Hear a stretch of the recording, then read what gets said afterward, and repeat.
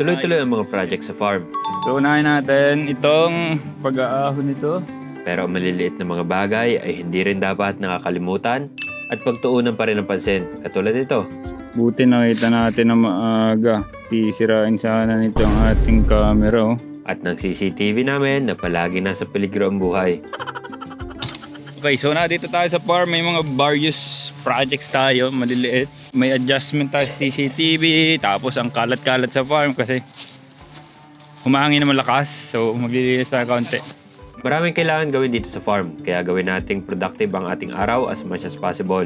Inuna namin ang pag-aahon na rin mga bungo ng nyog mula sa hukay kasi dito sa space na to, dito itatayo ang brooder/grower house natin at saka ang greenhouse natin. Lalagyan ng asintada ng hollow blocks para pag nilipat natin ang structure mula sa kabilang farm, ipapatong na lang natin at welding sa base. Medyo mabigat din na ba? Pero buti na lang, hinati-hati na rin ang nagpower saw itong bungo para at least gumaan na per part. Pero itong tatlong malalaking tipak na ito, tatabunan na lang namin dito para makatipid din kahit paano sa lupa na itatambak dyan. After nyan, kaya na nila yan pagtatambak ng lupa.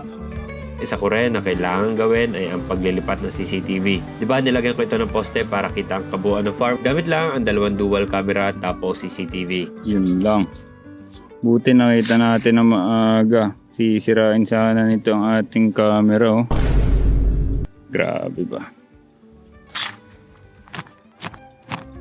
Kaso ang downside, ang haba ng linya ko at delikado sa mga bunga at dahon ng nyog ang mga wires. Kaya sa kubo ko na ito kakabit. Meron namang nagtitilt na camera ang isa nito kaya okay lang din. Hindi ko na i-risk na ito ay masira lang dahil sa nyog. Kaya nagputo lang ako ng 2x3 pero medyo nakalayo pa rin siya mula sa kubo natin. Kasi pag nasa loob ng kubo yan, sobrang limited ng ating view. Kapag nakalayo ng ganan, at least mamiminimize ang blind spots. Functionality palagi ang ating pakay dito at ma-maximize ang mga gamit. Pero ang ganda talaga ng dual camera ng tapo na ito. Wide na ang fixed na camera kaya ayos na ayos. Then nagtitilt ayos ang camera. Malinaw yan mismong video at sound.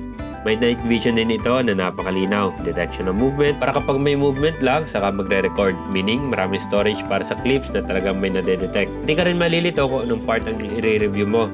Kasi direkta ka na sa may detected. Meaning din hahaba ang period ang may store sa SD card niya. Oh, okay na yung CCTV natin. Tingin ko nakatatlong lipat na yan. Siguro yan na yung final niyan. Ayun nga pala, sabi ko kanina sila na bahala sa pagtatambak ay hindi rin pala. Kami pa rin ang tumira. Nagkasakit kasi ang piyon kaya umuwi na. Kailangan ng malagyan ng sipat kaya kailangan ng matambakan. Basic yan sa amin. Tapos itong bungo ng nyog, itapon na rin natin sa hukay para hindi na pahara-hara. Anyways, natapos din namin para sa sunod na araw, na yan. Tuloy na ang pag-aasintada dyan. Ang dami pang kailangan gawin dito sa farm pero kayang-kaya. Yun lang, peace.